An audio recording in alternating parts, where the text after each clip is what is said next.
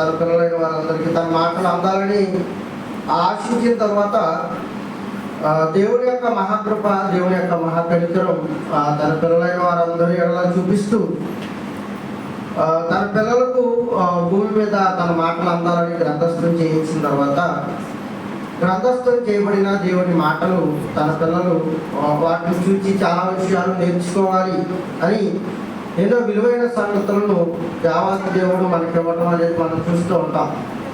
ఎన్నో విలువైన మాటలు బైబిల్ గ్రంథంలో ఉన్న వాటిని మనం అవలంబించేవారిగా ఉండాలని, అవలంబించి దేవుని కృపను, దేవుని కనికరాన్ని మనం పొందుకోవాలని, మనల్ని పరిశుద్ధపరచడానికి ఆ మహనీయుడి యొక్క మాటలు బైబిల్ గ్రంథంలో పొందుపరిచి మనకు అందించాడు దేవాది దేవుడు. అయితే ఈరోజు చాలామందికి వాక్యాన్ని చదివే ఖాళీ కానీ తీరిక కానీ లేకపోవడం వల్ల కానీ ఆ ఆలోచనలు కానీ అందులో ఉన్న ఆజ్ఞలు ఏవైతే మనము పరిపూర్ణంగా నడవాలని ఆయన మనకు ఆజ్ఞలుగా తన మాటలను ఇచ్చి ఉన్నాడో ఆ మాటల దగ్గరికి వెళ్ళేవారు తక్కువ, అవలంబించేవారు తక్కువ, పాటించేవారు తక్కువ అయిపోవడాన్ని బట్టి దేవుడు తాను తీసుకున్న నిర్ణయం ఎలా ఉందంటే, పిల్లరా మీరు నన్ను పోలి నడుచుకోండి. వాక్యం దాకా వెళ్ళే స్థితి ఈరోజు మనుషుల దగ్గర లేదు కనుక మీరు ఎవరి పోలి నడుచుకోండి, నన్ను పోలి మీరు నడుచుకోండి, నా వల్లే ఉండండి. ఒక మాటలు చెప్పాలంటే, నేను ఎలా పరిశుద్ధుడో మీరు అలా పరిశుద్ధులుగా ఉండండి, నేను ఎలా కళంకం లేని వాడినో మీరు అలా కళంకం లేని వారిగా ఉండండి, నేను ఎలా యథార్థవంతుడినో మీరు కూడా అలా యథార్థవంతులుగానే ఉండండి అని తనను చూసి నా వల్లే మీరు ఉండాలి అని ఆ మహనీయుడు కోరుకోవడం అనేది మనం బైబిల్ గ్రంథంలో మనం చూస్తూ ఉంటాం.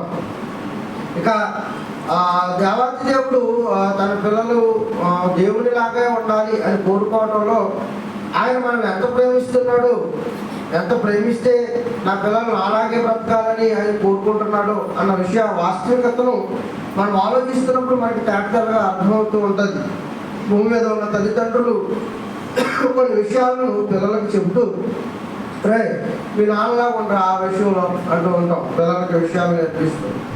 లేకపోతే పలానా వ్యక్తిలా ఉండకరా అని మాట్లాడుతూ ఉంటాం. కారణం ఏంటంటే అన్ని విషయాలు ఆ తండ్రిని చూసి నేర్చుకునేటట్టుగా తండ్రి బ్రతకడం లేదు. అన్ని విషయాలు కుమారుడు తండ్రిని చూసి ఆ విషయంలో నా తండ్రి ఎలా ప్రవర్తిస్తున్నాడో అలా ప్రవర్తించాలి అనడానికి ఏ తల్లిదండ్రులు పరిపూర్ణమైన స్థితిని ఈరోజు చూపించలేకపోతున్నారు. ఈ విషయంలో మీ నాన్నలా ఉండరా అని చెప్పిన తల్లి ఈ విషయంలో మీ తండ్రిలా ఉండకరా అని కూడా బోధిస్తుంది. ఎందుకు అలా బోధిస్తుంది అన్నప్పుడు ఆయన చూసి నేర్చుకోవాల్సిన కొన్ని విషయాలు ఉన్నాయి, కొన్ని విషయాలు ఆయన చూసినా నేర్చుకోవాలని విషయాలు ఉన్నాయి. ఫర్ ఎగ్జాంపుల్ తాగుడు, సిగరెట్, పేకాట, జోదం అండ్ కోడి పందాలు లాంటి ఈ భయంకరమైన అలవాట్లు మన పిల్లలు నేర్చుకోమని చెబుతామో వద్దని చెబుతాము. నేర్చుకోవడం వద్దంటారు. తల్లిదండ్రులను చూసి, తండ్రిని చూసి, అరే మీ తండ్రి పారంపోక అయినట్టు నువ్వు కూడా ఏమాకు పారంపోక తిరగరా అని గట్టిగా చెబుతామా? మీ నాన్న ప్యాకెట్కి వెళ్ళాడు నువ్వు కూడా చిన్న ప్యాకెట్కి వెళ్ళి పడ్డారా? అలా అందుకే కొన్ని విషయాలు తండ్రిని చూసి నేర్చుకోగలం, కొన్ని విషయాలు నేర్చుకోవడానికి అవకాశం ఉండదు. పొదుపులో మీ నాన్నలాగా ఉండరా అంటూ ఉంటారు. కానీ దాయటంలో ఎలా ఉండాలి? తండ్రిలాగా ఆయన చూసి అలవాటు నేర్చుకోరా అంటారు తప్ప మీ నాన్న కాలుస్తున్నట్టుగా ఇంకో 2 పెట్టి సిగరెట్లు తెచ్చుకోరా అని ఎవరు కూడా ప్రస్తావించారు. కానీ పరలోకంలో ఉన్న కన్న తండ్రి నన్ను చూసి మీరు నేర్చుకోండి. ఏ విషయంలో నేను చూసి నేర్చుకోమంటావు ప్రభు అంటే అన్ని విషయాల్లో. ఇక ఆయన ఈ విషయం నేర్చుకోవచ్చు, ఇది నేర్చుకోకూడదు, ఈ విషయాన్ని పాటించవచ్చు, ఇది పాటించకూడదు ఏం లేదు. దేవునితో పోలికను మాట్లాడుతున్నప్పుడు దేవుని గురించి ఈ విషయాన్ని చూసి నేర్చుకోవచ్చు, దేవుని గురించి ఈ విషయాన్ని చూసి మనం నేర్చుకోవాలనే విషయం ఒకటి ఉంది అని అనడానికి ఏమీ ఆయన దగ్గర లేదు. అన్ని విషయములలో మనం ఎలా ఉండాలట? నా వలే మీరు ఉండండి, నా వలే మీరు ఉండండి అంటే ఆయనలో కొరత పెట్టడానికి ఏది మనకి కనబడదు, ఏ మచ్చ ఆయన దగ్గర మనకి కనబడదు. మన తండ్రి పరిపూర్ణుడై ఉన్న ప్రకారము తన పిల్లలు కూడా ఎలా ఉండాలట? పరిపూర్ణుడై ఉండాలి అని కోరుకున్నాడు. ఆయన ఎలా పరిపూర్ణుడో అన్ని విషయాల్లో అది ఆ అబద్ధం విషయంలోనా, అది సత్యం చెప్పే విషయంలోనా, ఆ నీతిగా బ్రతికే విషయంలోనా, పరిశుద్ధత విషయంలోనా ఆయనకు ఎలా వేలు పెట్టి మనం ఆయన వైపు మనం చూపించలేమో అలాగే తన పిల్లలు కూడా అలాగే ఉండాలన్నది పరలోక తండ్రి యొక్క ఆలోచన. కనుక తన పిల్లలు తన పట్ల ఏ ప్రేమ అయితే చూపిస్తారో ఆ ప్రేమ కంటే రెట్టింపు ప్రేమను తిరిగి ఇవ్వటం అనేది ఎవరికి అలవాటయ్యా అంటే మనం నమ్ముకుంటున్న, మనం విశ్వసిస్తున్న దేవాతి దేవుడైన పరమ తండ్రికి మాత్రమే ఆయనకు అలవాటు. మనం ఏదో ప్రేమ ఆయన పట్ల చూపిస్తూ ఉంటాం, ఆ ప్రేమకు మించిన ప్రేమ మరలా ఆయన మన ఎడల కనపరచడం అనేది మనం నిజంగా బైబిల్ గ్రంథంలో చూస్తున్నప్పుడు ఆశ్చర్యపోవాలి. ఏంటి మనం అంటే ఇంత ప్రేమ, మనకేదో సహాయం చేస్తాడు అని అనుకుంటే ఈ సహాయం కాస్త చాలా ఉన్నతంగా మారిపోతూ ఉంటుంది. ఆ సహాయానికి భూమి మీద ఉన్న ఏ మానవ మాత్రులను దానితో పోల్చి మాట్లాడటానికి ఉండనంత ఆ గొప్పదైన స్థితి మనము ఆ మహనీయుడి ప్రేమ మన పట్ల చూపిస్తున్న ప్రేమను దాన్ని నెమరు వేసుకోవడం అనేది ఆయనలో నుండి మనం నేర్చుకోవలసిన ఒక గొప్ప క్యారెక్టర్, గొప్ప సుగుణ లక్షణం అని మాట్లాడుకోవచ్చు. అలాంటి సుగుణ లక్షణాన్ని కలిగిన దేవాతి దేవుడు అన్ని విషయాల్లో నన్ను పోలి నడుచుకోండి, అన్ని విషయాల్లో నా వలే ఉండండి, నేను ఎలా పరిశుద్ధులో మీరు అలా పరిశుద్ధులు, నేను ఎలా కనికరం కలిగిన వాడో మీరు అలా కనికరం గలవారే ఉండాలి, నేను ఎలా హృదయ శుద్ధితో ఉన్నవాడో మీరు అలా హృదయ శుద్ధి కలిగి ఉండాలి, నేను ఎలా సాత్వికుడనో మీరు కూడా అలాగే సాత్వికులై ఉండాలి అని ఆ మహనీయుడు కోరిక ఎందుకు అలా కోరుకున్నాడంటే ఆ ప్రేమను బట్టి కూడా మన పట్ల మరింత ప్రేమను రెట్టింపు చేయడానికి ఇలా కోరుకుంటున్నాడు అని బైబిల్లో కొన్ని లేఖన భాగాలను చూస్తే మనకు అర్థమవుతూ ఉంటుంది. కనుక హెబ్రీయులకు రాసిన పత్రికలో ఆయన రాయించిన దైవ గ్రంథంలో మన కొరకు రాయించిన విలువైన మాటలను కాసేపు ఆలోచించే వరకు ఉన్న ప్రియులారా, హెబ్రీయులకు రాసిన పత్రిక 6వ అధ్యాయము 10వ వచనం. హెబ్రీయులకు రాసిన పత్రిక 6వ అధ్యాయము 10వ వచనం. మీరు చేసిన కార్యములు మీరు పరిశుద్ధులకు ఉపచారం చేసి ఇంకను ఉపచారం చేయుచుండట చేత ఆయన నామాన్ని బట్టి మనం ఏ ప్రేమ అయితే చూపించామో ఆ ప్రేమను మర్చిపోవటానికి దేవుడు అన్యాయస్తుడు కాడట. ఎవరట? మనం ఏదైతే ప్రేమను ఆయన చూపించామో ఆ ప్రేమను మర్చిపోవటానికి పరలోకమందున్న దేవుడు అన్యాయస్తుడైన దేవుడు కాడు. ఎప్పుడు అన్యాయస్తుడు కాడైనా? నిన్న అన్యాయస్తుడు కాదు, నేడు అన్యాయస్తుడు కాదు, రేపు కూడా ఆయన అన్యాయస్తుడు కాడు. నిన్న నేడు నిరంతరం ఫ్యూచర్లోను పాస్ట్లోను ప్రజెంట్లోను కూడా ఒకే రీతిగా ఉన్నవాడే మనం నమ్ముకుంటున్న మహనీయుడైన తండ్రి అయిన దేవుడు. కనుక ఆ మహనీయుడు అంటున్నాడు, మీరు ఏదైతే నా పట్ల మీరు ప్రేమను చూపించారో ఆ ప్రేమను నేను మర్చిపోవటానికి నేను మనుషుల వలె అన్యాయస్తుడిని కాను. మనుషులు అని మనం ఎంత ఉపకారం చేసినా ఏదో ఒక రోజున మనకి కమ్మకడుతూ ఉంటారు.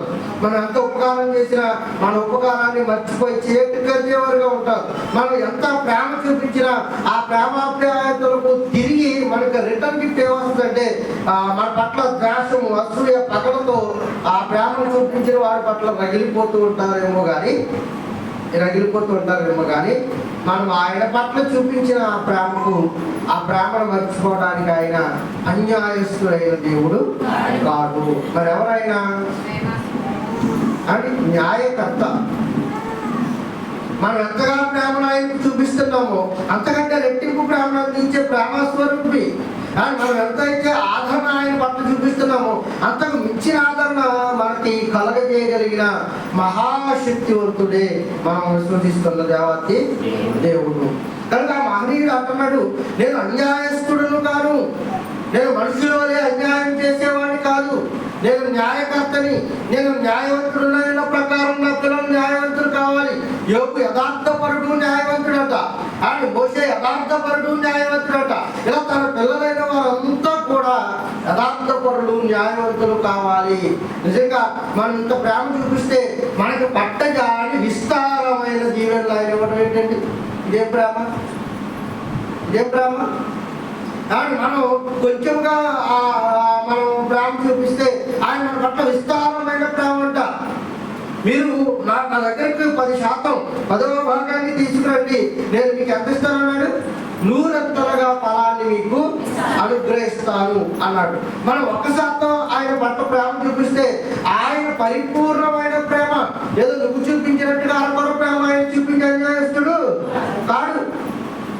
మనం 1% ఇస్తే ఆయన 99% లేదా పరిపూర్ణంగా 100%తో మనల్ని ఆ ప్రేమను తిరిగి ఇచ్చేయడానికి ఆయన మీరు నా పట్ల న్యాయం కలిగి ఉండండి అని అడిగాడు. ఇది ఏమన్నా అన్యాయమా? అన్యాయమేది న్యాయం. ఎందుకంటే నా కొలనూలు న్యాయమైన కొలనూలు, నా త్రాసు యథార్థమైన త్రాసు. ఇదిగో నా తక్కెడ యథార్థమైనది, న్యాయార్థమైనది. ఆయన దగ్గర ఉన్న దండమే న్యాయార్థమైన దండం. అలాంటప్పుడు ఆ మహనీయుడు మనం వచ్చే కోరుకుంటున్నాయి అంటే న్యాయముగా బ్రతకడం కోరుకుంటున్నాడు, యథార్థంగా బ్రతకడం కోరుకుంటున్నాడు. అలా కోరుకుని ఆయన పట్ల మనం ఏదైతే ప్రేమను ఆయన పట్ల మనం కనపరుస్తామో ఆ ప్రేమను ఆయన మర్చిపోవడానికి అన్యాయస్తుడైన దేవుడు కాడు. మీరు చేసిన మేలు మనుషులైనా మర్చిపోతారేమో కానీ ఒకసారి దేవుడికి మేలు చేసి చూడండి, మీ జీవిత కాలం ఆ ఫలాన్ని మీరు అనుభవించుకుంటూనే ఉంటారు. అందుకే మీరు నా పట్ల మీరు చూపించిన ప్రేమ నేను మర్చిపోయే అన్యాయస్తుడైన దేవుడిని కాదు. బైబిల్ గ్రంథంలో దేవుడి పట్ల వారు 15వ వచనం నుండి చూద్దాం పిల్లలు. మరియు ఐగుప్తు రాజు చెప్పుయాను ఎప్రిల మంత్రస్థానులతో మాట్లాడి మీరు హెబ్రీయులకు మంత్రస్థానం పని చేయొచ్చు. వారిని కాన్పులో పేట మీద చూసినప్పుడు మగవాడైన ఎడల ఆడదైన ఎడల దాన్ని బ్రతకనీయుడని వారితో చెప్పాను. అయితే ఆ మంత్రస్వాములు దేవునికి భయపడి ఐగుప్తు రాజు తనకు ఆజ్ఞాపించినట్లు చేయక మగ పిల్లలను బ్రతకనీయగా ఐగుప్తు రాజు ఆ మంత్రస్వాములు పిలిపించాడట. ఐగుప్తు రాజు గారి శాసనం చేసాడు. ఏంటా శాసనం అంటే మగపిల్లలు ఎవరైతే హెబ్రీ స్త్రీలలో పుడతారో ఈ హెబ్రీ స్త్రీలలో పుట్టిన ప్రతి మగపిల్లాన్ని ఏం చేయాలంట? చంపేయండి. ఆడదైన దాన్ని ఏం చేయనివ్వండి? బ్రతకనివ్వండి అన్నాడు. మగపిల్లలు అందరినీ చంపేయాలి, ఆడపిల్లలైన ఎడల వాళ్ళు ఏం చేయాలి? బ్రతకనియాలన్నది రాజాజ్ఞగా ఉంది. రాజాజ్ఞ మీద ఏం జరుగుతుంది? ఖచ్చితంగా మరణదండన జరగాలి, మరణదండన జరగాలి. మరి అలాంటప్పుడు షిప్రాపుయ అనే మంత్రస్వాములు ఏం చేస్తున్నారంటే రాజాజ్ఞకు భయపడకట మరి ఎవరికి భయపడ్డారట? దేవుడికి భయపడి. ఆ మంత్రస్వామిని ఎవరికి భయపడ్డారు? దేవుడికి భయపడి. ఎలాగూ చేయకంటే రాజు ఏదైతే ఆజ్ఞ ఇచ్చాడో ఆ ఆజ్ఞ ప్రకారం మగపిల్లల్ని చంపగా మగపిల్లల్ని బ్రతకనిస్తున్నారంట. వాళ్ళు మగపిల్లల్ని చంపుకోకుండా మగపిల్లల్ని చంపేయాలనేది చట్టం అయితే మగపిల్లల్ని చంపనివ్వకోకుండా వారు ఏం చేస్తున్నారు? మగపిల్లల్ని బ్రతకరిస్తున్నారు. ఎందుకు ఇలా చేస్తున్నారా అంటే వారు దేవునికి ఏమయ్యారట? భయపడ్డారు. నిజంగా దేవునికి భయపడండి అన్న వాక్యాలు కొత్త నిబంధనలు ఎక్కువ ఉంటాయి అని ఎందులో ఉంటాయి? కొత్త నిబంధనలో ఉంటాయి. ఒకసారి మత్తయి సువార్త ఇది ఇక్కడ చేపట్టి మళ్ళా 10వ అధ్యాయం 28వ వచనాన్ని ఒకసారి పరిశీలిద్దాం ప్రియులారా. మత్తయి గారు రాసిన సువార్త 10వ అధ్యాయం 28వ వచనం. మరియు ఆత్మను చంపలేక దేహమునే చంపు వారికి భయపడకుడు గాని ఆత్మను దేహమును కూడా నరకములో నశింపజేయు వాడికి మిక్కిలి భయపడాలి అన్నది వాక్యానుసారం సారాంశం. ఎవరికంట? దేవుడికి భయపడాలి, ఆత్మని చంపాలి, చంపేవాడికే భయపడాలి. దేహాన్ని చంపేవారికి మీరు భయపడక ఆత్మను చంపు వారికి ఎక్కువగా మీరు ఏం చేయాలట? భయపడాలి అన్న వాక్యం షిప్రాపుయాలకు తెలుసంటారా? కొత్త నిబంధనలో ఉన్న ఈ వాక్యం షిప్రాపుయాలకు తెలుసంటారా? తెలీదు. తెలియకపోయినా దేవుడికి ఏం చేస్తున్నారు? వాళ్ళు భయపడ్డారు. వాళ్ళకి మనకు తేడా ఏంటంటే వాక్యం తెలియకపోయినా వారి జీవితాల్లో వాక్యాన్ని అనుసారంగా బ్రతికారు. వారికి వాక్యంలో ఏముందో తెలియకపోయినా దేవుడు ఏ ఆజ్ఞ ఇచ్చాడో వారికి తెలియకపోయినా వాక్యానుసారంగా వాళ్ళు బ్రతికారు. మన దగ్గరికి వస్తే వాక్యంలో ఏముందో తెలిసినా కూడా మనం ఏం చేయం, బ్రతకం. ఎవరు గొప్ప వాళ్ళు? మనమేనా? వాళ్ళకి తెలియదండి, వాళ్ళు ఎరుబాగులు, పూర్వీకులు, అనాగరికులు, మనకు తెలియదు అనుకుంటారా? వాళ్ళకి తెలిసిన దాంట్లో మనకి ఇసుమంత కూడా ఏమీ తెలియదు. వాళ్ళే గొప్ప జ్ఞానం. అందుకే మాట్లాడుతూ ఏమంటారు, అరే ఈ తాతలు లాంటి వాళ్ళు తలదండ్రి అంటారు. అంటే తాత గొప్పడు, నువ్వు గొప్పడుగా, ఆడే గొప్పడు. ఎప్పటికైనా పూర్వీకులే గొప్పవాడు, మనకి తెలియదు. మీ తాతలు లాంటి వాళ్ళు చూసారు, నీలాంటి వాళ్ళు చాలా మంది అంటారు. తాతలతో నీలాంటి వాళ్ళు ఈయనే పోల్చి మాట్లాడచ్చు కదా.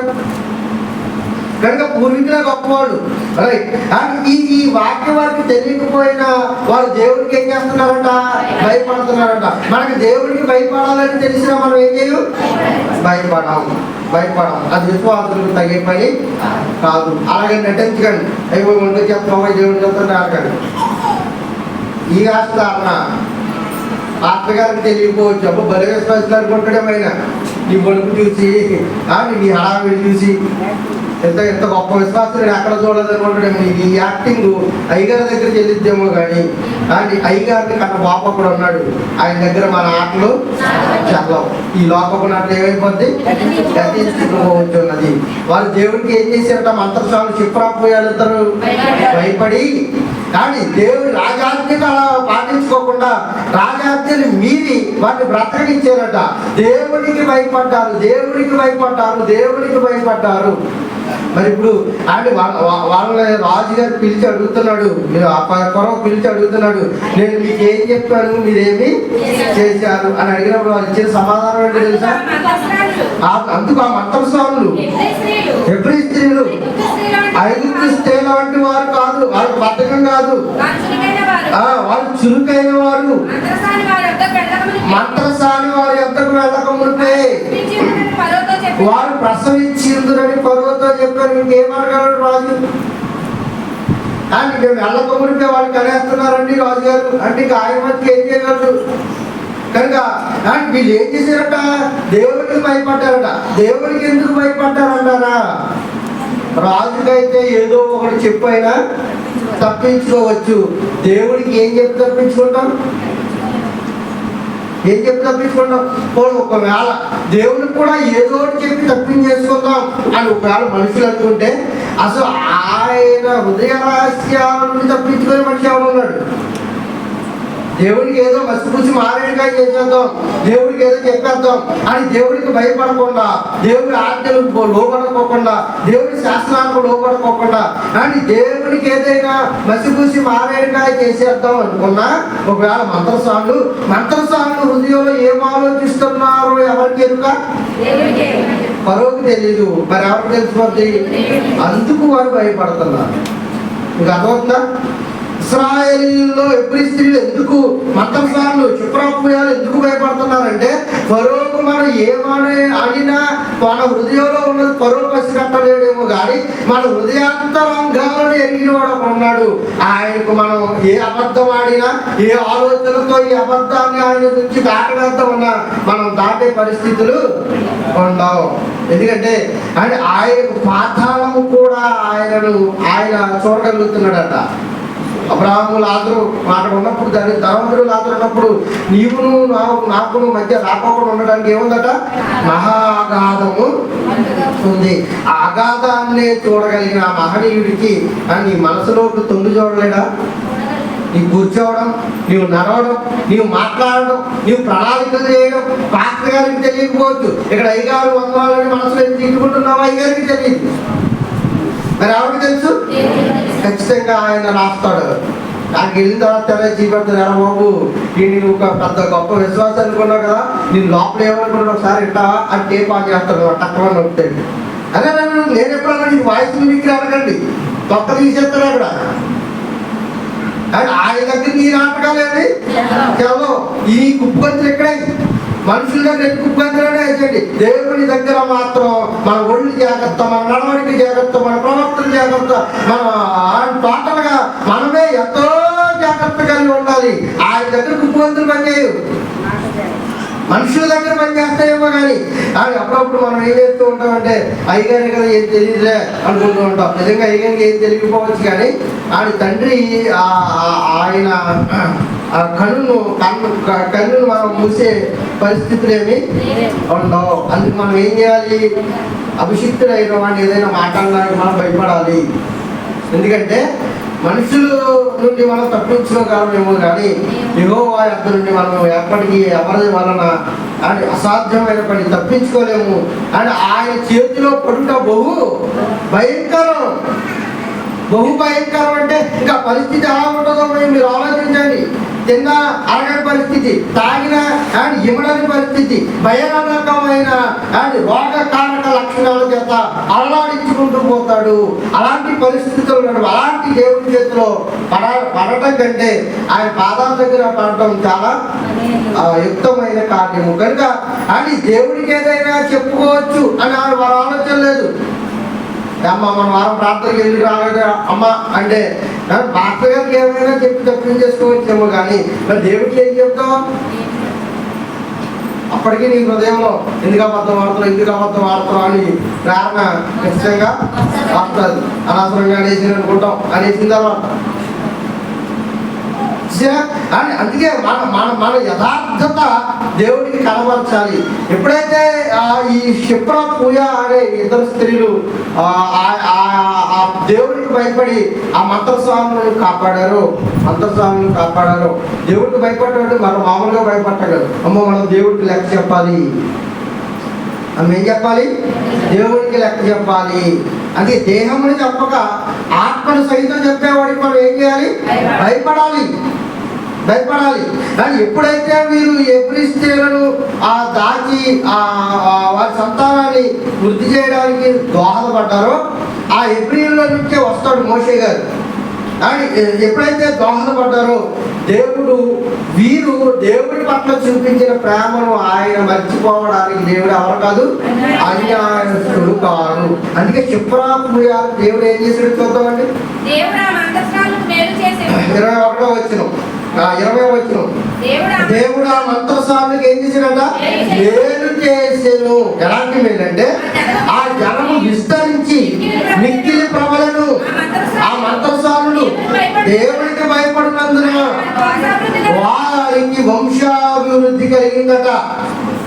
దేవుడికి భయపడినందున ఆ మంత్రసాలు దేవుడికి భయపడటం వల్ల వాళ్ళకు దేవుడు ఏం చేశాడయ్యా, ఏం కార్యం చేశాడా అంటే ఇదిగో నా పిల్లలు రాజుకు కూడా భయపడలేదు, నా పిల్లలు నాకు భయపడుతున్నారని ఆయన పట్ల వాళ్ళు చూపించిన ప్రేమను మర్చిపోవడానికి దేవుడు అన్యాయస్తుడైన దేవుడు కాడు.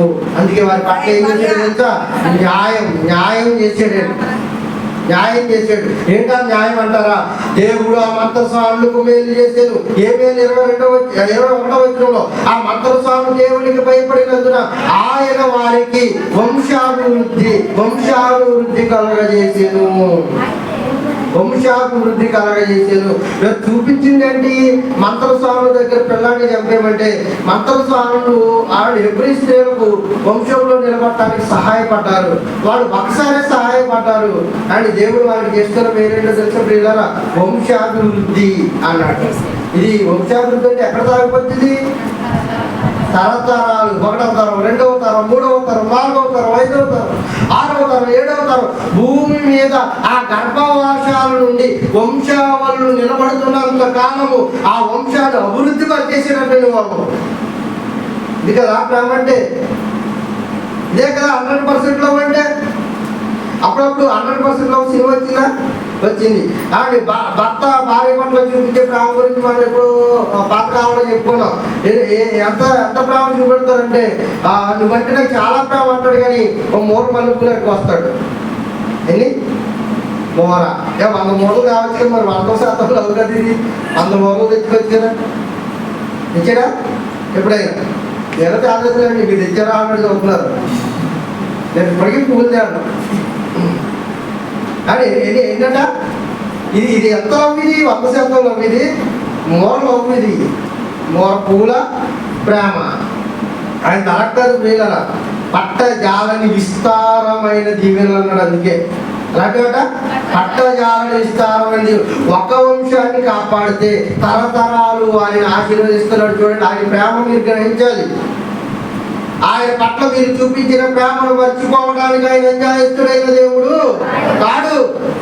మీరు కొంతగా ఆ యొక్క ప్రేమ చూపెడితే విస్తారం అలాంటి సమృద్ధులు ఆయన వంశానికి అభివృద్ధి అంటండి. వంశానికి అభివృద్ధి అంటే ఏదో ఆ మతస్థానానికి ఇద్దరికి మేలు చేస్తే సరిపోతుందిగా. మనకు ఎవరైనా మేలు చేసారు అనుకోండి, ఒక 500 ఇచ్చుకోవాలని రుణం తీర్చేసుకుంటాం. మనకు ఎవరైనా మేలు చేసారు అనుకోండి, మాకు మేలు చేసేటప్పుడు జరపట్లేస్తాం, తీరిపోతే రుణం అనుకుంటాం. కానీ ఆయన అలాగ అనుకున్నవాడు కాడు. అలాగనుకుంటున్నారట, వంశానికి అభివృద్ధి చేయాలి అనుకున్నాడు. తరతరాలు జీవించేసాడండి. యాకోబు రాసిన పత్రిక 2వ అధ్యాయం, యాకోబు గారు రాసిన పత్రిక 2వ అధ్యాయం 25వ వచనం నుండి చూద్దాం. వేరొక మార్గమున వారిని వెలుపలికి పంపివేసి యాకోబు రాసిన పత్రిక 2వ అధ్యాయం 25వ వచనం, అటువలే రాహాబును వేసి కూడా దూతలను చేర్చుకొని వేరొక మార్గమున వారిని వెలుపలకు పంపివేసినప్పుడు క్రియల మూలముగా నీతివంతురాలని ఆమె ఎంచబడ్డదట. ఎవరి కూడా? రాహాబు అనే ఒక వేశ్య. ఏం చేసింది అంటారా? యెహోషువ కాలంలో అని కనాను ప్రాంతాన్ని చూసి రమ్మని వేగుల వారిని యెహోషువ పంపించినప్పుడు అండి రాజ్యానికి సంబంధించిన దేశానికి సంబంధించిన సైనిక రహస్యాలు బట్టబయలుపరచడం దేశద్రోహ నేర చట్టం కిందకు వస్తుంది. కనుక ఎప్పుడైతే ఈ సైనిక రహస్యాలు బట్టబయలు చేస్తారో వాళ్ళకి ఖచ్చితంగా ఏం విధించాలి? మరణశిక్ష విధించాలి. కానీ ఈ రాహాబు అనే వేశ్య ఎప్పుడైతే ఈ వేగుల వారైన ఆ వేగుల వారి ఇద్దరు ఆ సైనిక గూఢచారులు ఇద్దరు ఎప్పుడైతే ఆ ప్రాంతానికి వెళ్ళారో అని ఈ సమాచారం అక్కడ ఉన్న రాజుగారికి తెలిసిపోయింది. ఎవరో గూఢచారులు వచ్చారంట, వాళ్ళిద్దరిని పట్టుకుని రండి అన్నప్పుడు ఈ వేగుల వారిని ఆమె ఏం చేసింది? అటక మీద ఎక్కించేసింది, మిద్ది మీదకి ఎక్కించేసి అని వారిద్దరిని వారి కంట పడుకోకుండా దాచింది. అలా దాయడానికి కారణం ఏంటంటే అంటే ఆ నోట యెహోవా చేసిన ఇశ్రాయేలీయులకు చేసిన కార్యాలు ఆమె చూసింది కాదు, విన్నది మాత్రమే. ఇదిగో ఎర్ర సముద్రాన్ని పాయలు చేసాడట, ఎర్ర సముద్రంలో నడిపించాడట, ఆహారం కావాలంటే ఆహారం కొనిపించాడట, మన్నా అంట అదేదో ఎవరికి తెలియని విచిత్రమైన ఆహారం అట, పూరేళ్ళు కావాలంటే పూరేళ్ళు, మాంసం కావాలంటే మాంసం అని ఈ కార్యాలన్నీ ఇప్పుడైతే ప్రింట్ మీడియాలు సోషల్ మీడియాలు ఉన్నాయి. ఎవరైనా 2 ఎత్తుపల్లి ఇస్తే ఫోటో పెడితే షేర్లు 2 ఎత్తుపల్లిగా అలాంటి కార్యక్రమాలు ఏమీ లేనప్పుడు, అలాంటి మాధ్యమాలు లేనప్పుడు, మీడియాస్ లేనప్పుడు, వార్తా దినపత్రికలు లేనప్పుడు అండ్ సోషల్ మీడియా లాంటి ఇలాంటి విస్తృతమైన మాధ్యమాలు లేనప్పుడు యెహోవా చేసిన కార్యాలు ఆ నోట విని విశ్వాసం పెంచుకున్న ఆవిడే రాహాబు అనే వేశ్య. అందుకే వినటం వల్ల ఏం కలుగుతుందట? విశ్వాసము కలగాలి. అందుకే దేవాలయానికి వినటానికి వెళ్ళాలా, పడుకోవడానికి వెళ్ళాలి? మొక్కలు కొంతమంది పడుకున్నారు, అది చూడలేదు అనుకుంటున్నారు. సరే, దేవాలయానికి ఎందుకు వెళ్ళాలి? వినటానికి వెళ్ళాలి. వినేం చేయాలి? విశ్వసించాలి, విని గ్రహించాలి. గ్రహించిన దాన్ని ఏం చేయాలట? ప్రవర్తనలోనికి తెచ్చేవారంగా ఉండాలి. రాహాబు అనే వేసి అంటుంది ఈ వేగుల వారితో అని మిమ్మల్ని ఒకసారి చూద్దాం. యెహోషువ గ్రంథం 2వ అధ్యాయం చూద్దాం. యెహోషువ గ్రంథం 2వ అధ్యాయం.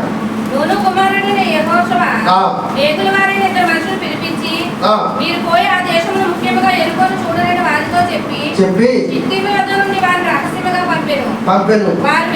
వారు వెళ్ళి రాహాబు అనే వేశ్య యొద్ద చేరి 8వ వచనంలో చెప్తాడు. 8వ వచనం, ఆ వేగుల వారి పండు 2వ అధ్యాయం 8వ వచనం, ఆ వేగుల వారి పండు కొనక మునుపు ఆమె వారున్న మిద్దె మీదకి ఎక్కి వారితో ఇట్లా, నేను యెహోవా ఈ దేశం నీకు ఇచ్చుచున్నాడు, భయము పుట్టును. మీ వలన మాకు భయం పుట్టుననియు ఈ భయము వలన ఈ మీ దేశము భయం వలన ఈ దేశ నివాసులందరికీ ధైర్యము చెడుననియు ధైర్యము చెడుననియు నేను ఎరుగుదును. మీరు ఐగుప్తు దేశములో నుండి వచ్చినప్పుడు మీ ఎదుట యెహోవా ఎర్ర సముద్రపు నీరును ఎలాగో ఆరిపోజేసిను. యార్దాను తీరమునున్న అమోరీల ఇద్దరు రాజులైన సీహోనుకును ఓగునకును మీరు ఏమి చేసిందరో అనగా మీరు వారిని ఎలాగ నిర్మూలన చేసిందరో ఆ సంగతులు మేము వింటిమి. ఇలాంటి ఆశ్చర్య కార్యాలు మేము విన్నప్పుడు మా గుండెలు కరిగిపోయాయి, ద్రవించుకుపోయాయి. మా గుండెలు కరిగిపోయాయి, ద్రవించుకుపోయాయి. ఎలా ఎర్ర సముద్రాన్ని పాయలు చేశాడో, ఎలా కూరలను కురిపించాడో, ఎలా ఆహారాన్ని ఇచ్చాడో, ఎలా పగలు మేఘస్తంభముగా రాత్రి అగ్ని స్తంభముగా నిలబడ్డాడు అని, ఎలా 40 సంవత్సరాల వారు అరణ్య ప్రాంతంలో ఎవరి దగ్గర ఆహారానికి చేయి చాచక వస్త్రాలకు మార్చుకోలేదట, వారికి చెమట పట్టలేదట, వాళ్ళ కాళ్ళు వాపులు రాలేదట, అని వారి చెప్పులు ఏమవ్వలేదట, అరిగిపోలేదట. ఏంటంటే ఈ చిత్రం ఏంటి? నడవగా మొన్న కొన్నాం సతీష్ నేను 8 గంటలకు వెళ్ళాం. 12 అయింది చెప్పులు కొనడానికి. 8 గంటలకు వెళ్ళా 8 ఎంత అయింది? 12. ఇది 1500, 900, 1000 రూపాయలు. నాకు గుండె ఆగిపోతుంది. ఇదేంటో బాబు ఇప్పుడు ఎప్పుడో వదిలేలా లేదని తిరగ ఆకాన్ని కొట్టుకోసేస్తుంటే 200 ఎక్కడ జతవరకు తెచ్చుకోండి అయిపోయి ఏ కాలం మొత్తం అంటే ఎన్నింటికి వెళ్ళాం? 8 గంటలకు వెళ్ళాం. ఇవి ఎప్పుడు కరిగిపోతాయి? ఒక నెల గట్టిగా వేస్తే అరిగిపోతాయని వేసి జాగ్రత్తగా భద్రం చేసి మళ్ళీ వేసి జాగ్రత్తగా భద్రం చేస్తున్నాను. ఇస్రాయేలీకి ఇలా భద్రం చేసుకోవడానికి అక్కడ ప్లేస్ ఏమి లేవు. మరి ఏమైపోతున్నాయి? అడగటం లేదండి. చెప్పు విచిత్రం కాదు అది, చాలా విచిత్రం అండి. ఆయన పేరే ఆశ్చర్యకరుడు. ఆయన పేరే ఆశ్చర్యకరుడు అని అడగటం లేదండి. చెప్పులు వాడు ఎంత 40 సంవత్సరాల సుదీర్ఘమైన ఈ ప్రయాణంలో వాళ్ళ చెప్పులు కానీ వాళ్ళ కాళ్ళు వాపులు రాలేదట. మెట్లెక్కి తీసుకుంటే కాళ్ళు వేసిపోతున్నాయి కానీ సరిగ్గా వంగి వంగకోకుండా వంగుతూ నడుము పెట్టేస్తుంది. అలాంటిది వారికి ఏం కాలేదట, కాళ్ళు వాయలేదటండి. బాబు నాకు ఈ రోగం ఉందని ఆవిడ మోసే దగ్గరికి వెళ్ళాలన్నదట. అమ్మోడికి దొరికి వస్తుంది, రొంపు వస్తుంది, తుమ్ములు వస్తున్నాయని ఎవరు ఆయన దగ్గరికి వెళ్ళి ప్రస్తావించలేదు. అబ్బా ఎంత గొప్పగా పెంచుతున్నాడో చూడండి. ఎవరి దగ్గర చేయి చాచలేవక 20 లక్షల కాంబలాన్ని మాంసం కావాలంటే మాంసం ఏం కావాలి వాళ్ళకి? మాంసం కాదు, కూరగాయలు కుదరదానికి.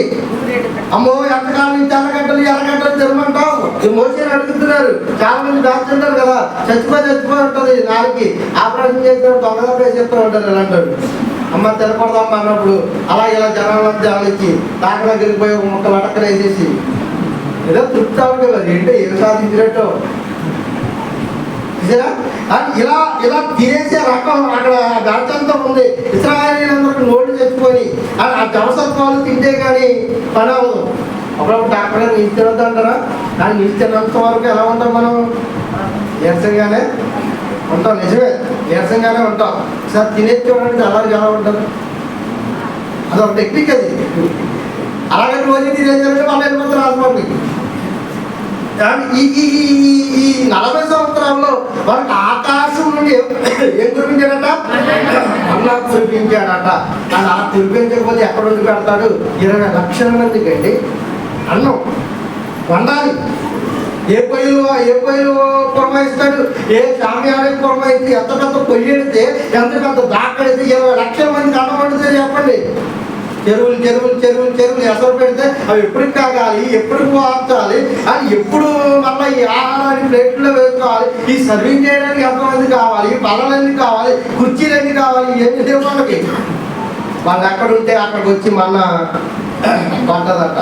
తీసుకుని తిని తృప్తిగా తిని తనిసిరి అని ఉంది. అంటే తృప్తిగా తిని తనడం అంటే బాగా ఏరేడు తనేసినా తినేసి తనిసిరి అంటే అర్థం అది. కానీ బాగా ఏదైతే తినేసినా పెళ్ళికి వెళ్ళినప్పుడు మన అన్నింటి పేరు ఒక పెళ్ళికి వెళ్ళాం. అది ఆడవాళ్ళని తిన్నాడు. నాకు ఏం చేసేది నేను తిని తెలిసేరారు. నిజమే నడవబోతున్నాను అంటే ఎదురంగా నడిచేవాలని అంటాడు. ఎక్కువైపోతే ఏమవుతుంది? కప్పలు మిగిలిన పాములాగా అటు అడిగేయలేం, ఇటు అడిగేయలేం. జాగ్రత్తగా ఇంటికి వచ్చేసి మంచం మీద కూడా అటు ఇటు అట్టుతుంది. మంచి కాపు చూడాలని వచ్చినాయి. ఒక చోడ దగ్గర తాగితేనే కానీ మన బెవరు అంటేనే కానీ ఇది తిని తన సిరి అంటే అర్థం అది. అంటే అది ఫుల్గా తినేశారు కానీ వాళ్ళకి కావలసిన ఆహారాన్ని వారు భుజించారు. ఇలాంటి 20 లక్షల మందికి అన్నం పండడానికి ఎన్ని బస్తాల బియ్యం ఉండాలి, ఎన్ని దేశాలు పంటలు పండించాలి, ఎన్ని రాష్ట్రాలు పండించాలి, మీరు ఆలోచించండి. అలాంటిది వాళ్ళకి అలాంటి పరిస్థితులు ఏమి లేవట, ఆహారం పెట్టాడట. ఆశకాలను ఎన్ని కోళ్ళు నరకాలండి బాబు, 500 మందికి ఆహారం పెట్టడానికి వాళ్ళ నుంచి అని ఎవరు తక్కువగా వేస్తాడు, ఎవరు తక్కువగా వేస్తాడు, ఇలా బగ్గేస్తాడు. ఇక్కడ కుదరకపోతే పూలపల్లి కుదరకపోతే ఆ ఒళ్ళు కుదరకపోతే ఆచంట కుదరకపోతే దేవాలయం ఏంటి 500 మందికి అన్నం పెట్టడానికి తిరువట్ల. మరి 20 లక్షల మందికి మాంసం వేయాలయ్యా, ఎన్ని కోళ్ళు నరకాలి, ఎన్ని మేకలు తెగనరకాలి అని ఎంతగా మసాలా దొరుకులు తేవాలి. కిరాణా వాడికి పండగే పండగ. 20 లక్షల మంది కట్టిస్తే మాటల వాళ్ళ దగ్గర అంత సులువు ఉంటుందా? పాల్గొండలో ఉన్న వ్యాపారస్తులు అందరూ కొట్లు ఖాళీ అయిపోతాయి. అలాంటిది ఏమీ లేదట. వండుకోవడానికి పొయ్యి లేదు, తినడానికి కానీ ఆ బియ్యం లేవు. అయినా వాడు ఎవరు కూడా ఆకలి అన్న మాట నోటంట ఎవరి ద్వారా కూడా రాలేదు. ఈ కార్యాలను ఎవరు గ్రహిస్తున్నారో తెలుసా? రాహాబు అనే వేశ్య గ్రహిస్తుంది. అందుకని ఏమంటుందో ఏం సర్టిఫై చేస్తుంది చూడండి దేవుణ్ణి కిందకి. మేము ఇలాంటి వార్తలన్నీ విన్నప్పుడు గుండెలు ఏమయ్యాయి? కరిగిపోయాయి. మాట్లాడండి, కరిగిపోతాయి. మా గుండెలన్నీ కరిగిపోయాను. మీ దేవుడైన యెహోవా పైన ఆకాశమందును కింద భూమి అందును దేవుడే అని సర్టిఫై చేసింది ఆవిడ. ఎక్కడెక్కడంట?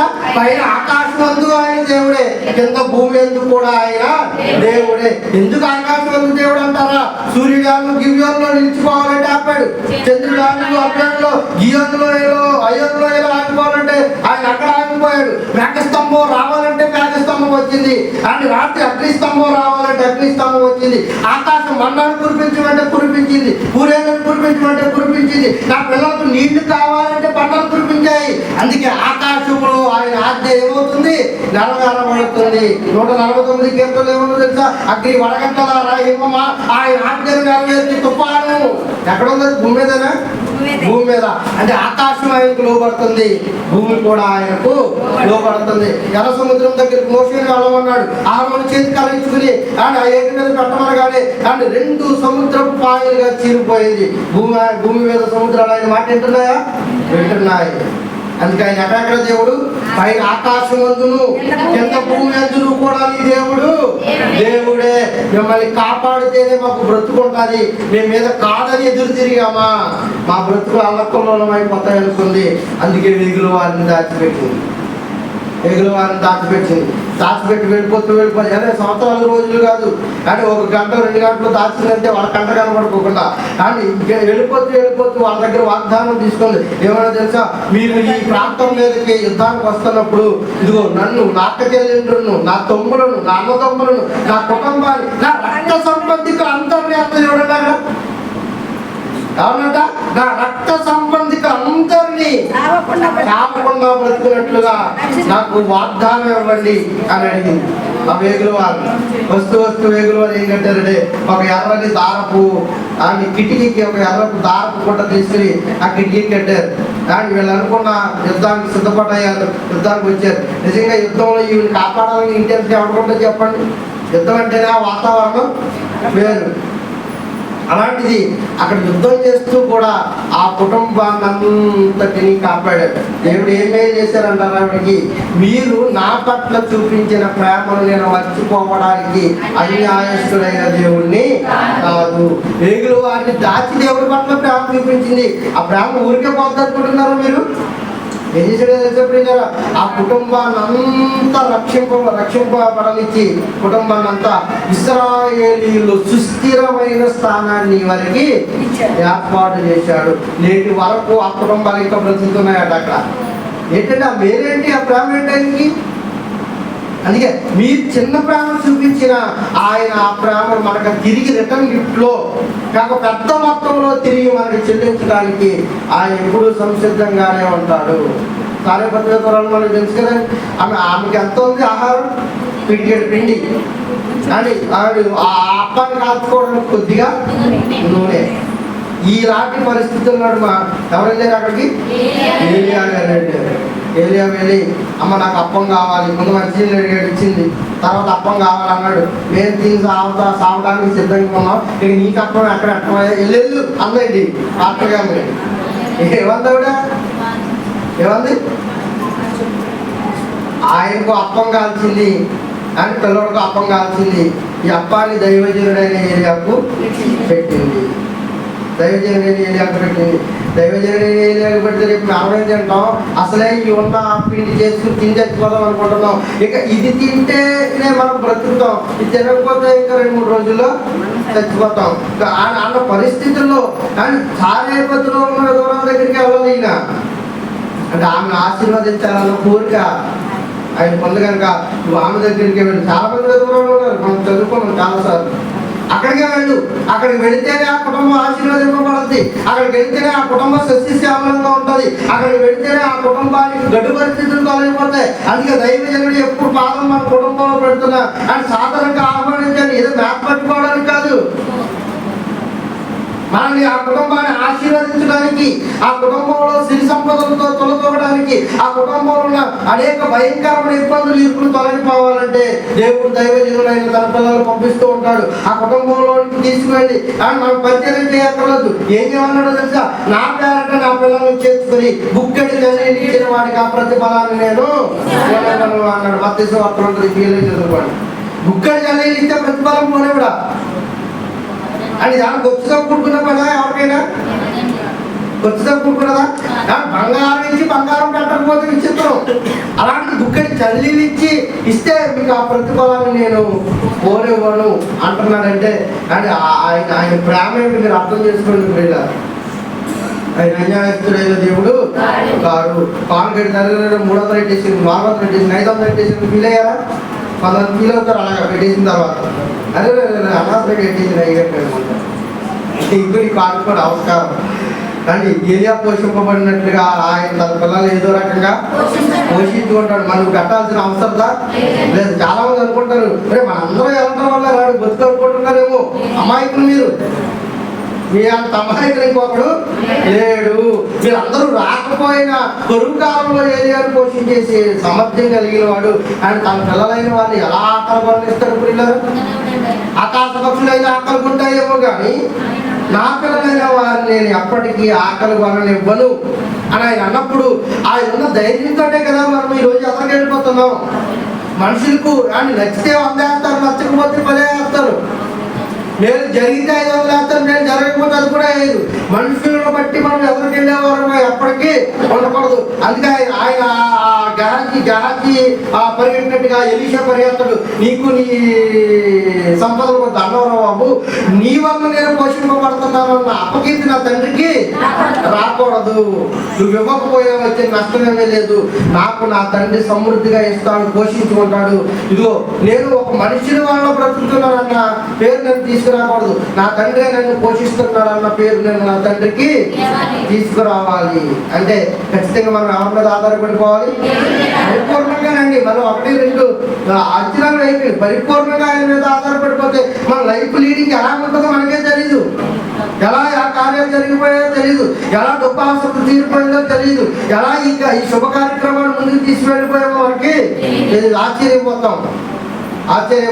ఎప్పుడైతే దైవజనుడు వెళ్ళాడో ఆ కుటుంబంలో ఏం జరుగుతున్నాయి అంటే కానీ ఆ అప్పాన్ని వేసి ఆయనకి ఇచ్చిన తర్వాత ఆ కుటుంబంలో కానీ ఆ పిండే తక్కువ కాలేదు, ఆ నూనె బుడ్డిలో నూనె తక్కువ కాలేదు. కొరువు కాలం అంతా కుటుంబం అంతా ఏం చేయమంటారట? పోషింపబడ్డారు. ఏలియాతో సహా. ఎవరితో సహా? ఏలియాతో సహా ఆ కుటుంబం అంతా పోషింపబడ్డారు. ఆయన అడిగిందే చిన్న అప్పం. ఈ చిన్నప్పానికి ఆయన చూపించే ప్రతిఫలం చూడండి. కుటుంబం అంతా ఆయన పోషించేస్తున్నాడు, కుటుంబాన్ని అంతా పోషించేస్తున్నాడు. ఇలా ఆయన మనకు సంపదలు ఉంటేనే ఆయన అన్నం పెట్టగలడు అనుకోకండి. ఏ ఆసరా లేనప్పుడు 40 సంవత్సరాల అరణ్యంలో ఇశ్రాయేలుని పెంచాడైనా. ఇశ్రాయేలుని పెంచాడు అని వాళ్ళ పొడితో కూడా పేస్ట్ ఉన్నాయా? లేవు. 20 లక్షల మంది కాల్పల అడవిలో పడి అడవిలో ఉన్న ఆ అడవి ఆ పళ్ళుతో అమ్ముకునే ఈ పొలాలను విరిస్తే అరణ్యమే ఖాళీ అయిపోవాలి. అలాంటి జనాంగం వాళ్ళ పళ్ళ నుంచి దుర్వాసన కూడా రానక్కర్లేదండి మాట్లాడేది. అందుకే మనం ఆధారపడాల్సిన మనుషుల మీద కాదు, ఖచ్చితంగా పరలోకం మన తండ్రి మీదనే. మనకు రావాల్సిన ప్రతిఫలాన్ని ఆయన మర్చిపోవడానికి అన్యాయస్తుడైన దేవుడు కాదు. మరి ఎవరు అన్యాయస్తులు? ఆయన అన్యాయస్తుడు కాదు. మరి ఎవరు అన్యాయస్తులు? కొరింథీయులకు రాసిన మొదటి పత్రిక 6వ అధ్యాయం 8వ వచనం చూడండి పిల్లలు, ముగించుకుందాం. అయితే మీరే అన్యాయస్తులు. అయితే మీరే అన్యాయస్తులు. ఎవరు అన్యాయస్తులయ్యా అని మనం దేవుడిని అడిగితే మీరే అన్యాయస్తులు, మీరే అన్యాయస్తులు. ఎలా మనం అన్యాయస్తులము? దేవుడు మన పట్ల ఈ కృప, ఈ కనికరాన్ని, ఈ ప్రేమను చూపిస్తుంటే దేవునికి చెల్లించాల్సిన కృతజ్ఞతాస్తుతులు వారు చెల్లింపక పోయి అన్నది బైబిల్లో. దేవుడికి ఏదైతే మహిమ తీసుకురావాలో, దేవుడికి ఏవైతే కృతజ్ఞతార్పణలు మనం అర్పించాలో ఆ కృతజ్ఞతలు వారికి చెల్లింపకపోయేది. చెల్లించకపోవడాన్ని బట్టి మనం ఎవరము? అన్యాయస్తులము. అని మనం పిడికడి బియ్యం పట్టుకెళ్తామా? కానీ మన పిడికడి బియ్యం ద్వారా మన కుటుంబాలను ఆశీర్వదిస్తున్నాడా? కానీ మన వారమంతా ఖాళీ లేకుండా తింటాము, తింటలేదా? నువ్వు వేసే పిడికిడి బియ్యానికి నీకు బస్తా అయ్యారా ఇంట్లో? నీ కష్టాతీతం అది, నీ కష్టాతీతమా? అండ్ ఆస్తులు ఉన్న ప్రపంచ ధనికులుగా పిలువబడుతున్న వాడు తినటానికి 4-7 ముద్ద కలుపు నోట్లు పెట్టుకోవడానికి ఈరోజు ఆస్కారం లేదు. ఉంటే తినేద్దాం అనుకోకండి, ఉన్నా తినేవాడు, కానీ అలాంటి ఆస్కారం లేదు. అందుకే మీరే అన్యాయస్తులు. ఇదిగో నీకు పిడికిడి బియ్యం పట్టుకొస్తే ఈ పిడికిడి బియ్యానికి ప్రతిఫలమే ఇదిగో మనం సంవత్సరాంతము వరకు మన కుటుంబాల్లో బియ్యం బస్తాలతో నిండు సమృద్ధిగా ఎలా ఉండగలుగుతున్నాం? ఏలియా ద్వారా సారెపత్రిక ద్వారా ఆశీర్వదింపబడ్డది. నువ్వు తీసుకెళ్తున్న ఈ పిడికిడి బియ్యం ద్వారా నీ కుటుంబం ఏం చేయబడాలి? ఆశీర్వదింపబడాలి. మరి ఇలా ఆశీర్వదింపబడిన నీ కుటుంబం అంతా ఆయన కృతజ్ఞతలు చెల్లించావా? యెహోవా చేసిన ఉపకారాలలో దేన్ని ఏం చేయకూడదట? మర్చిపోకూడదు. మర్చిపోకుండా మరి ఏం చేయాలి? ఆయన సర్వదా కృతజ్ఞతలు చెల్లించాలి. ఈ పిడికిడి బియ్యాన్ని బట్టి నీ కుటుంబాన్ని ఆశీర్వదిస్తే మరి కుటుంబం అంతా దేవుడి దగ్గరికి వచ్చి కృతజ్ఞతలు చెల్లించావా? అందుకే మనం ఎవరము? అన్యాయస్తులు కాదంటారా అమ్మా? అన్యాయస్తులే.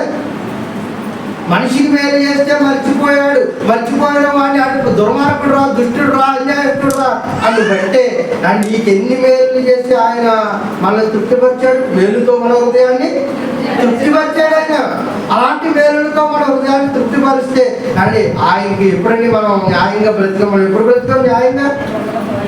అన్యాయం, అన్యాయం, అన్యాయం. తల్లి దగ్గర అన్యాయం, పిల్లల దగ్గర అన్యాయం, కొడుకు దగ్గర అన్యాయం, కూతురు దగ్గర అన్యాయం. కానీ ఎవరు కొని తల్లిదండ్రులు ఇద్దరు స్థితించకపోతే పిల్లలైనా స్థితిస్తారంటే వాళ్ళు కూడా దేవాలయానికి రాని పరిస్థితుల్లో దేవుడికి అన్యాయం చేస్తే, దేవుడికి అన్యాయం చేస్తే అని ఊరుకుంటాడా? పిల్లరా ఊరుకుంటాడా? సమాధిలో నుండి మన ప్రాణాన్ని ఏం చేశాడట? మోసించాడట. రాత్రి చెప్పుకున్నాం, రాత్రి అందరూ మాట్లాడితే అయిపోవాలి 4-7 నిమిషాలకి. కానీ ఏం చేశాడు? మనకి తెలియని ప్రమాదాలు ఎన్నో ప్రమాదాలు. వెళుతూ రోడ్డున్నప్పుడు లారీ కింద పడిపోయి మనం చితికిపోయి ఈ పాటలు మన శవాల దిబ్బల మీద గరిక ఒలిచిపోయి ఉండేది. ఎన్ని ప్రమాదాలండి బాబు! బీపీ రేజ్ అయిపోయి, గర్భస్థుల పిండాలు తిరిగిపోయి, కానీ భయానకమైన రోగాలు మనల్ని అంటాడి ముట్టినా సరే మనకేమీ కాలేదంటే కానీ ఆయన కృప, ఆయన కనికరం కాదనుకుంటున్నారా మీరు? అలాగనుకుంటున్నారా? అలాగనుకుంటున్నారు. ఆయన కేవలం ఆయన కృపే. మరి ఈ కృపను బట్టి ఆయన కృతజ్ఞతలు చెల్లించావా? చెల్లించకపోతే మనం అన్యాయస్తులు. అందుకే మీరే ఎవరు? అన్యాయస్తులు. అని ఒక గల అట్టుబళ్ళు ఒక కష్టం పట్టుకెళ్తామో దేవాలయానికి, మనకి ఏదైనా మేలు చెప్తే ఒక కష్టం పట్టుకెళ్తాం. అది ఈ మామూలు అట్టుబళ్ళు అయితే బాగుంది, చక్కెరగా అట్టుకెళ్తాం కదా. దేవుడు ఎక్కువ రేట్ కొడేద్దామనే మంచిది. దేవుడు మనకి ఏదైనా మేలు చేస్తే అర్పణ ఇవ్వడం చాలా గొప్ప విషయమే. కానీ ఈ 12 తెచ్చేవారు నీకు కూడా 12 అట్టుబడులు ఇచ్చారు సంవత్సరం అంతా. ఎలా ఉంటుంది? బాగోదు. అమ్మో నా పిల్లలు మళ్ళీ ఎవరి దగ్గర చెయ్యి చాచకూడదు. నువ్వేం తెచ్చావు? ఒక రకమే తెచ్చావు. నీ చేత ఎన్ని రకాలు తినిపించాడు ఎప్పుడైనా ఆలోచించావు సంవత్సరంలో? మామూలు అట్టుబడితేమో అయ్యో బగ్గిస్తాడు 5 అయ్యో బాగా సన్నగా ఉంటాయి, అయ్యో నాకు తెలుసురావు 5 అని ఇలాంటి అని ఎర్రగా వస్తున్నాయి 5 తినడం తెలియదా? తిన్నారు. పట్టుకొస్తే ఇన్ని తినిపించాడు, పట్టుకు రాకుండా ఇంకెన్ని కాయలు తినిపిస్తున్నాడు. ముంచుకేలు పట్టుకొచ్చావా? తిన్నారా ఈ సంవత్సరం? రైతం కాదా? సింపుల్గా ఆలోచించండి. కాదు లోతులకి వెళ్ళిపోయి భారీ గ్రహాలలోకి పోయే వాళ్ళకి సింపుల్గా ఆలోచించండి. రేపు తాటికాయలు కావాలి, తాటికొక్క తినేస్తావా? తినేస్తాం. ద్రాక్ష పళ్ళు కావాలి, ద్రాక్ష పళ్ళు కావాలో ద్రాక్ష పళ్ళు తినేస్తాం. ఇవన్నీ ఎవరు తినిపిస్తున్నారు? తినేసిన తర్వాత ఏమంటావు? నేను ప్రార్థనలో కూర్చున్నానా, భూమి తలకిందులు చేసేస్తున్నావా? అలా అనకండి. కానీ మన ద్వారా సమస్త ఘనతమని ఎవరికి వెళ్ళాలి? మన వల్ల ఏమో మనకు కేవలం కీలు బొమ్మలు మాత్రమే. మనం ఒక పాత్ర అంతే, మనం ఒక పాత్ర అంతే. అండ్ వండబడిన ఆహారం గొప్పదా, పాత్ర గొప్పదంటే ఏం చెప్తాం? ఖచ్చితంగా ఆహారాన్ని ఇచ్చిన దేవుడే గొప్పవాడు. పాత్రలో ఏముండదు, సపోర్టింగ్ అంతే పాత్ర. అలా మన పాత్రలో తప్ప నేను ఇది చేస్తాను అది చేస్తాను, పడిపోయిన లేచి నడిపించేస్తున్నాను, తిరుగుతున్న వాళ్ళు అలా పడేస్తున్నాను అలా ఈ హెచ్చింపుల్లోనికి ఎప్పుడు అడగండి. ఈ బిల్డప్లు అంట, ఈ బిల్డప్లకి మనం ఎప్పుడు వెళ్ళేవారుగా ఉండకూడదు. కనుక దాని ఆయన ప్రేమ ఎవరు అన్యాయస్తున్నాయి అంటే మీరే అన్యాయస్తులు అన్నాడు. ఎలా ప్రభావం మీకు అన్యాయం అంటే నాకు కృతజ్ఞతలు చెల్లించాల్సిన మీరు నాకు కృతజ్ఞతలు చెల్లించలే. మీరెవరు? మీరు అన్యాయస్తులు. ఇప్పుడు న్యాయవంతులు కావాలంటే ఏం చేయాలి? ఏం చేయాలి? ఆయనకు ప్రతి విషయంలో ఏం చెల్లించాలి? కృతజ్ఞతలు చెల్లింపబద్ధులమై ఉన్నాము. ప్రతి విషయంలో పాస్ అయ్యేవా? కృతజ్ఞతలు. ఫెయిల్ అయ్యేవా? అయినా కృతజ్ఞతలు చెల్లించాలి. మేలు జరిగితే కృతజ్ఞతలు, కీడు జరిగితే కృతజ్ఞతలు చెల్లించమా? మేలైన నువ్వు కీడైన ఏం చేయాలి? కీడొస్తే దాని వెనకాల ఆవిడ మేలు ఆయన దాచించాడు, మేలు దాచి ఉంచుతాడు, ఖచ్చితంగా ఉంచుతాడు. మనం ఎలా వాదార్చాలో మన కన్న తండ్రికి బాగా తెలుసు. మన పిల్లలకి ఏమి ఇస్తే మాట వింటారో మనకంటే బాగా ఎవరికి తెలుసు? అదండి, తల్లిదండ్రులుగా తెలుసు. అలా మన కన్నవాడికి మనకి ఏమి ఇస్తే మనం వాదార్చబడతామో అని ఆయన ఖచ్చితంగా తెలుసు. అందుకే శోధించేటప్పుడట ఆయన ఎవరిని శోధింపగలిగిన దానికంటే ఎక్కువగా ఆయన ఎవరిని కూడా శోధింపబడని ఎవరినట. అమ్మ వచ్చేసింది ఉపద్రవం అనుకుంటాం. కనుక మనం శోధింపబడుతున్నప్పుడు ఖచ్చితంగా ఆయన పాదాల చెంత మనం చేరేవారంగా ఉండాలి. అన్యాయస్తులైన పిల్లల వల్ల మనము ఉండకూడదు. సర్వదా ఆయన ఏం చేయాలి? ఎలా? కుటుంబం అంతా చెల్లించాలి. ఎందుకంటే మీరు కుటుంబం అంతా అనుభవిస్తున్నాం కనుక కనుక అందరూ ఆయన సర్వదా కృతజ్ఞతలు చెల్లించబద్ధులమై ఉన్నాం. చెల్లించే వారిగా మనందరం ఉంటారని రెండు అయిపోతుంది కనుక వాక్యాన్ని ముగించేసుకున్నామా? ఇంకా చెప్పమంటారు అమ్మా? ఏంటో మౌనం అర్థాంగీకారమా? మౌనం సర్వాంగీకారమా? ఇది కొంతమందికి ఏడ్చి చెప్పారా కానీ ముసి అన్నట్టు, కొంతమంది ఏమో చెప్పరా బాబు అన్నట్టు, వద్దన్నా చెప్తాను అన్న టైపులో కాక సమయం అయిపోతుంది కనుక వినడానికి కూడా పరిమితి ఉంటుంది కనుక ఎక్కువగా మిమ్మల్ని ముగించుకునే వారిగా ఉన్నాం. కనుక పిల్లలు మనం ఏం చేయాలి? సర్వదా ఎవరికి? దేవునికి సర్వదా మన కృతజ్ఞత భావంతోనే కలిగి ఉండాలి. ఎప్పుడు ఆ కృతజ్ఞత భావాన్ని మనం మర్చిపోయే వారంగా అనుకూడదని ప్రభు పక్షాన్ని మీకు తెలియజేస్తూ కొద్ది మాట్లాడి ఆశీర్వదించి జీవిస్తుంది కాక. ఆమేన్. మేలు చేయక నీవు ఉండలేవయ్యా, ఆరాధించక నీవు ఉండలేవయ్యా, మేలు చేయక నీవు. అందరూ మాట్లాడేసి ఆరాధనలో పాల్గొంటున్నారు.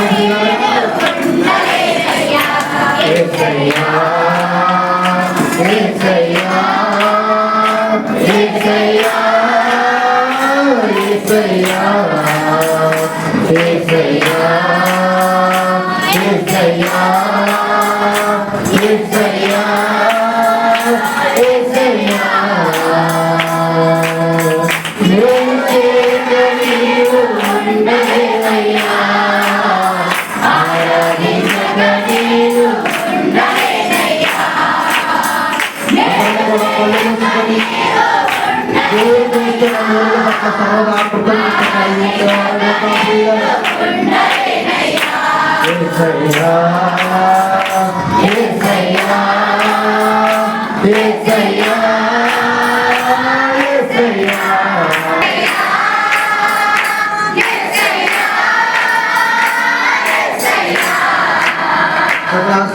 స్తోత్రములకు కారణభూతుడా మమ్మల్ని తెలియదు కానీ అలా ఆరాధించిన ప్రతి బిడ్డ యొక్క ఆరాధన మీరు స్వీకరించమని అడుగుతున్నాను. ప్రభా ఎన్నో రోగాలు, ఎన్నో సమస్యలు, ఎన్నో ఇరుకులు, ఎన్నో ఇబ్బందులు నడమని పిల్లలందరూ కొట్టుమిట్టాడుతున్నారయ్యా.